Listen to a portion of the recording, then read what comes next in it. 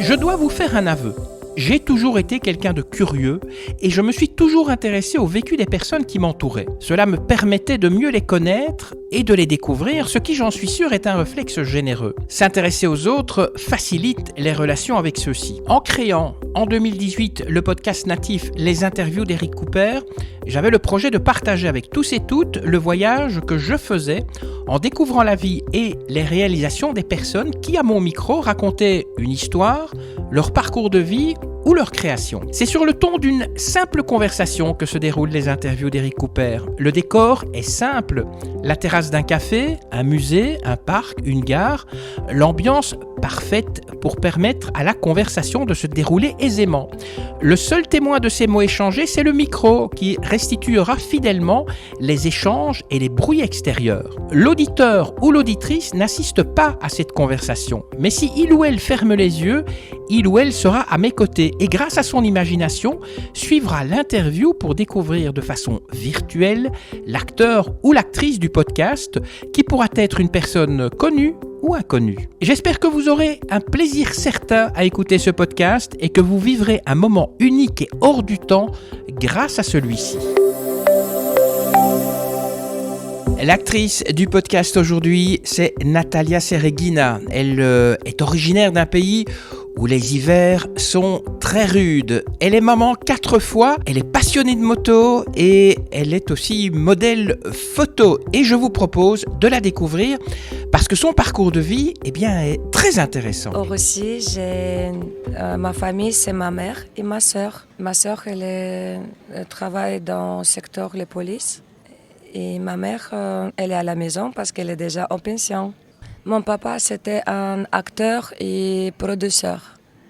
Il a joué aussi dans les films.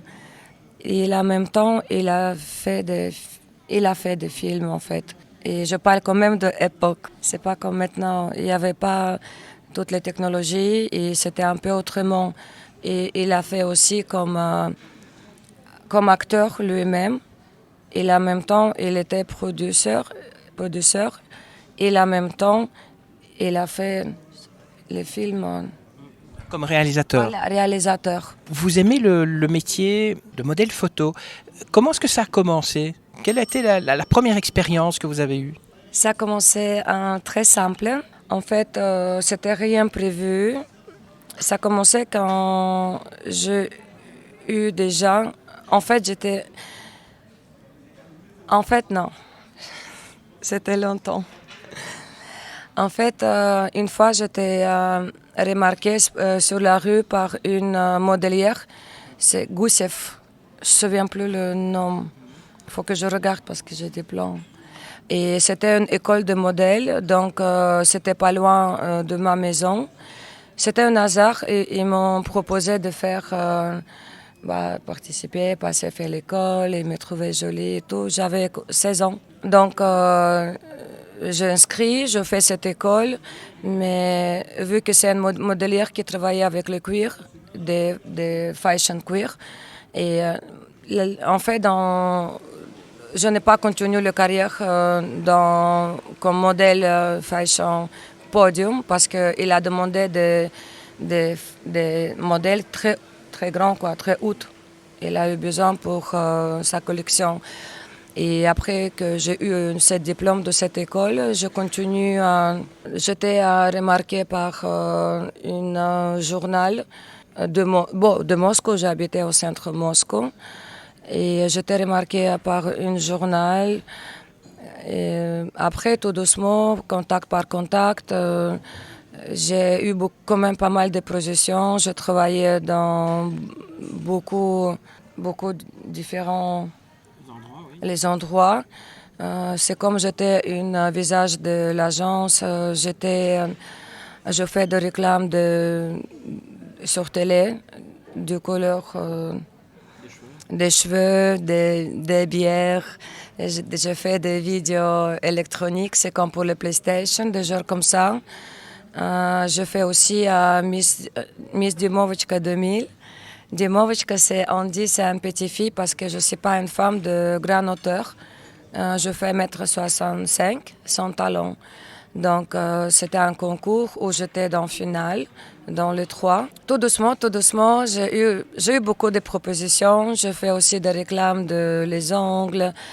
En époque, c'était l'acryl, non? Les nouveaux qu'ils ont sortis. Et je me souviens, c'était en couleur gris. Je fais une réclame pour les ongles. Mais dommage que je n'ai plus de matériel parce qu'en époque, on n'a pas eu de téléphones, de tout ce qu'on a maintenant, des iPods, des sites. Et je n'ai pas gardé beaucoup de souvenirs. Par contre, je sais qu'il y a beaucoup de mes photos, de grandes photos dans les agences. Je fais aussi des journaux, par contre. C'était un grand casting. Beaucoup de modèles. Après, ils ont choisi les trois. C'était aux trois étapes. À la fin, tous les trois, ils étaient photographiés. C'était un shooting. Et une qui est sortie, mais on ne savait pas. C'était vraiment une surprise. Et c'était moi. Comment ça se passe avec les photographes? Est-ce que c'est un photographe, par exemple, qui vous aborde en rue et qui vous dit tiens, est-ce que vous pouvez être ma modèle? Ou bien c'est vous qui choisissez sur Internet en disant ben, moi j'aimerais bien, voilà, je suis modèle, j'ai une expérience en Russie, j'aimerais bien que vous vous occupiez de me photographier? Non, en fait, je n'ai pas cherché parce que avant, je déplaçais par exemple au métro. Il y a beaucoup. En Russie, il est grand, il y a beaucoup de producteurs, des photographes et tout, des agences. Ils ont me donné toujours leur numéro de carte et tout. Après, pour le concours, par exemple, Miss, c'était en télé, c'était un réclame qui défilait en télé. Donc là, c'était un casting, j'ai téléphoné, je participais. Après, pour les autres, en fait, je travaillais quand même avec plusieurs agences. Et ils ont eu mon portfolio, mes photos, et on demande de clients, et j'étais choisie. C'est comme ça que ça lancé en fait. Je fais rien de spécial pour ça, parce que je suis infirmière et je travaillais à l'hôpital. Et en Belgique, est-ce que ça se passe de la même façon? Est-ce que c'est aussi les photographes qui vous abordent? En Belgique, en fait, ça se passe un peu autrement. Parce que ce moment, on a des sites réseaux, on a des Facebook, Instagram, on a YouTube, en fait, on est plus sociable maintenant d'avant et on n'est pas obligé d'avoir beaucoup d'agences. Après, je trouve que au Russie, c'est quelque chose qui fonctionne plus et même plus payé, c'est plus sérieux, car je ne sais pas dans toute l'Europe, mais si on prend Belgique, pourtant je travaille beaucoup avec le Belgique, je trouve qu'il n'y a pas beaucoup d'agences et en fait ça ne marche pas de la même façon de Russie. Bon, ça c'est mon opinion. Donc les photographes, ils cherchent plutôt par Internet, par Facebook, Instagram. C'est comme vous me trouvez, c'est la même chose. Et qu'est-ce qui vous plaît? Le fait d'être comme ça devant un photographe et puis de poser pour lui, qu'est-ce que ça vous apporte? Qu'est-ce que ça vous fait? Quel est le sentiment qu'est-ce que vous ressentez en fait? C'est tout simple. Moi, je suis une maman quand même.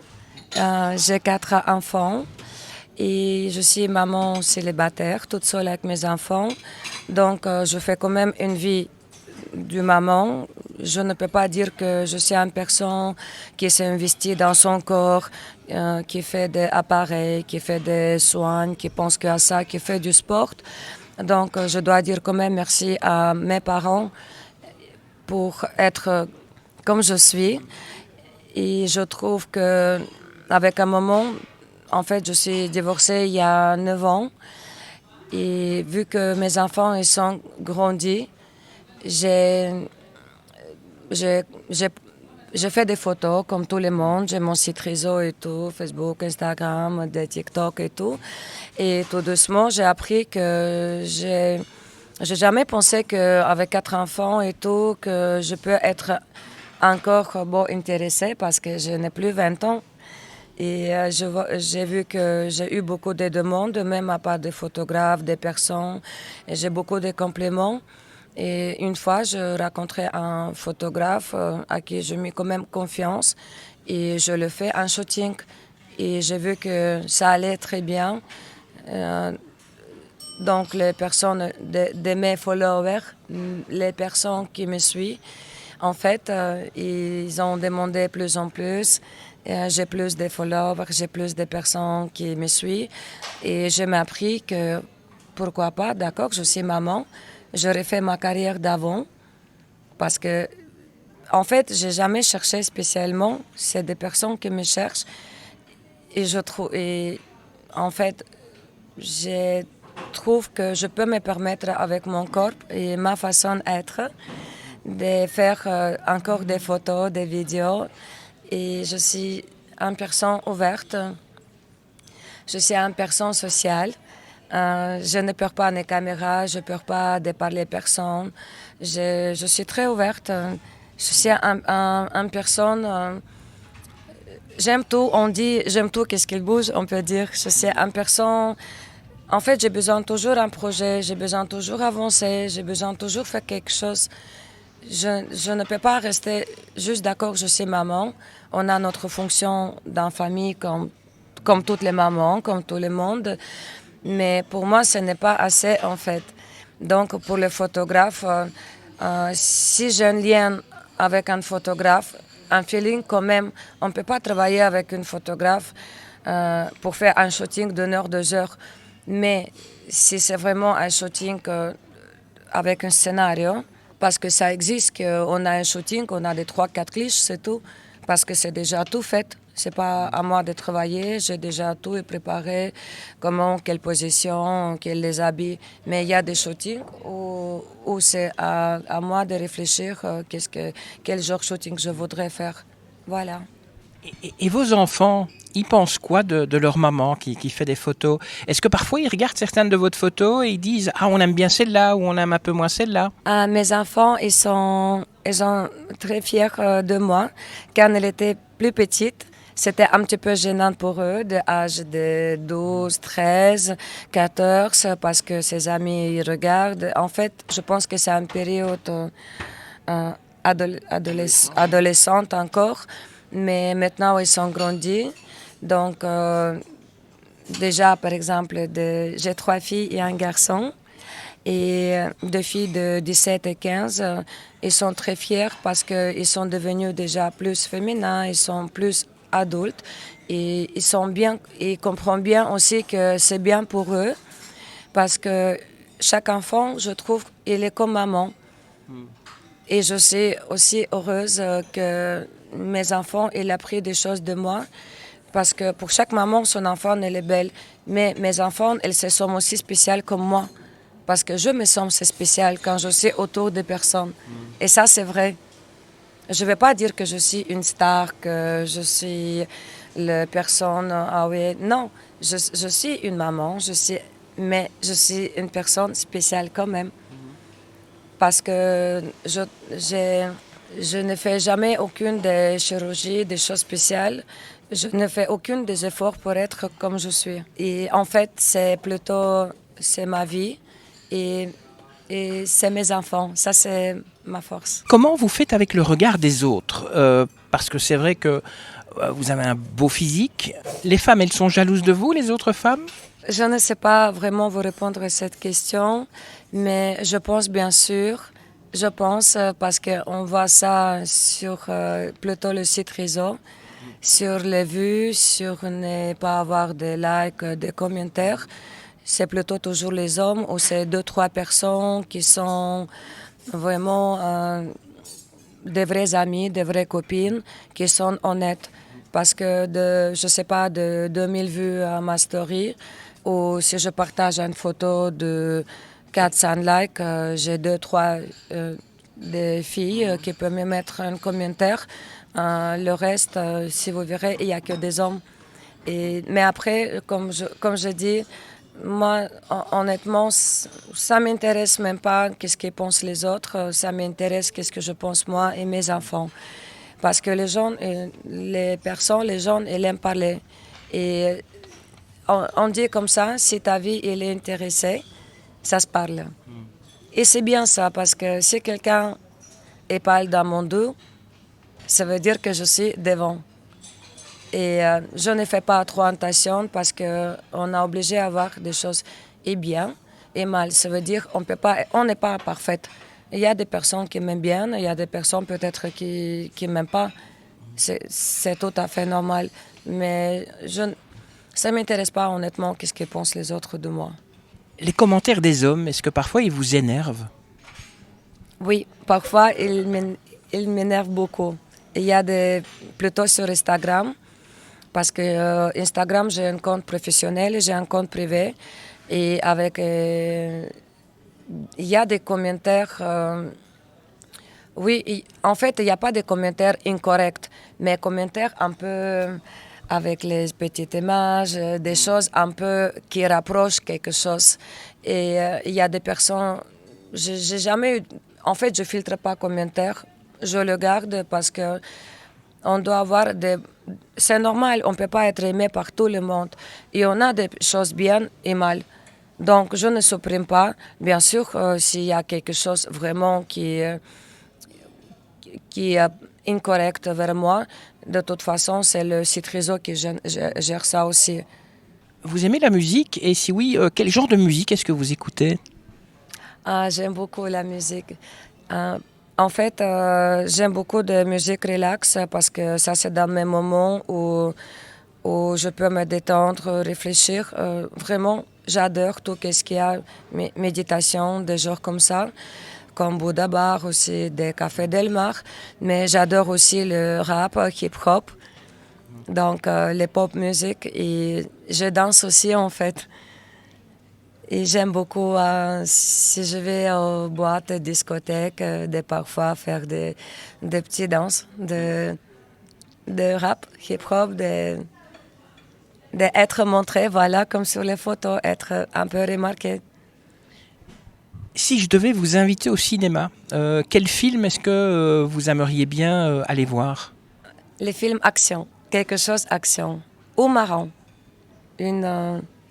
marrant. Un film comique. Comique, oui. Vous avez un acteur comique préféré? Mr. Bean. Qu'est-ce que vous mettez comme vêtements? Si on doit vous croiser en journée, on va vous voir habillé comment? Aujourd'hui, vous êtes habillé tout en noir. Est-ce que vous habillez toujours tout en noir? Non, c'est juste exceptionnel aujourd'hui parce que je vais faire aussi plus tard quelques photos. Et donc, oui, j'ai habillé le classique avec talons, ma manteau, mes leggings. Mais normalement, je suis habillée sportif parce que ma vie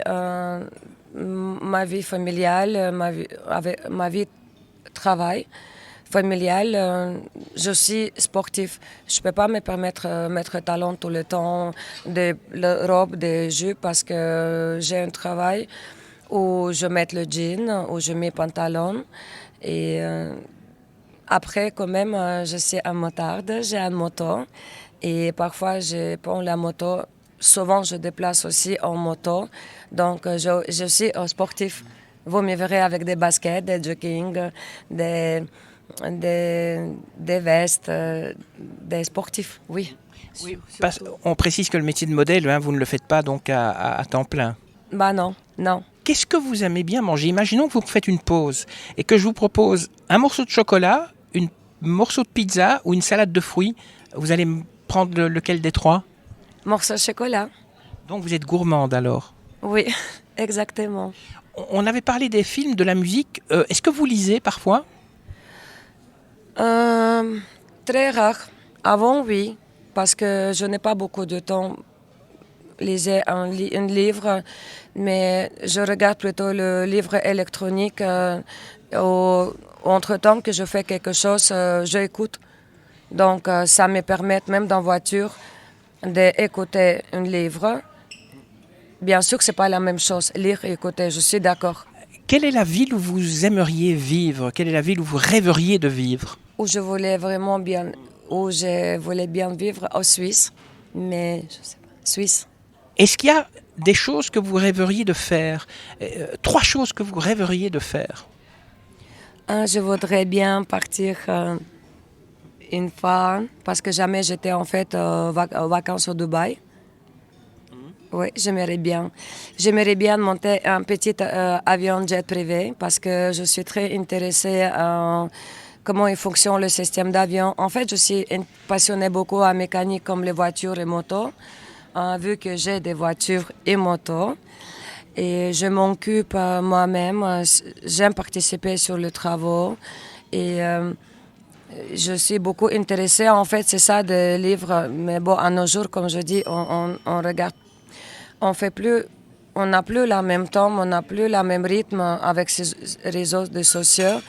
Donc, moi, plutôt, entre-temps, voilà, je profite, même si je fais quelque chose, je range, je nettoie, je prépare à manger, je mets en reportage et je le sais exactement. Je trouve information qu'elle je suis intéressée. Donc là, je voulais bien conduire, monter un avion. Petite, ah oui. Après, comme je dis, j'ai quand même pas mal d'expérience parce que je suis exactement intéressée et je sais pas tout, quand même, comme il fonctionne, de quel moteur, de quel turbo, de différences d'avions, de tout. En fait, il faut, voilà, c'est ça. Ça, c'est ma deuxième chose. Le troisième. Si vous me posez une question juste comme ça, c'est difficile à répondre. Ah oui, je sais, exactement. Je voulais bien jouer un rôle au cinéma. Oui, c'est ça, exactement. Si on devrait vous offrir un cadeau, quel serait le cadeau qui vous ferait le plus plaisir? Les cadeaux. Les cadeaux, il me fait plus plaisir. Le cadeau, on dit plus le cadeau de le cœur.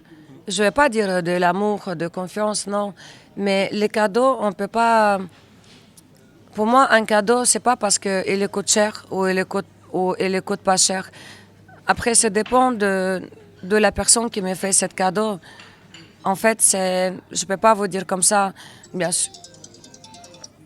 sûr, je sais pas, je sais qu'est-ce que j'aime bien, mais moi, je trouve on peut pas, comment on dit, on regarde pas. Il y a des phrases même pour ça. On ne peut pas juger quelqu'un pour cadeau. Donc pour moi, tous les cadeaux, il est bien. Parce que le cadeau, c'est quelque chose, si vous me connaissez, vous connaissez qu'est-ce que j'aime bien, vous me faites un cadeau plus de moi parce que vous me connaissez. Mais si des genres de personnes elles veulent me faire un cadeau, bien sûr, ils regardent mon Facebook, Insta, elle aime bien des robes, elle aime bien ça. Un exemple, ou les voitures. Donc, je trouve que je ne peux pas répondre à cette question, ce que j'aimerais quand même comme un cadeau exactement. Parce que j'aime bien beaucoup de choses. Et vous, quand vous faites des cadeaux, vous offrez quoi en général? Ça dépend à qui, à à qui, où, et ça dépend. Il faut voir.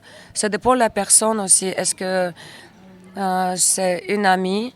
Est-ce que c'est un copain? Est-ce que c'est une copine? Est-ce que c'est ma famille? Est-ce que c'est mes collègues de travail? Est-ce que c'est vous-même? Il faut voir. Je ne peux pas dire comme ça.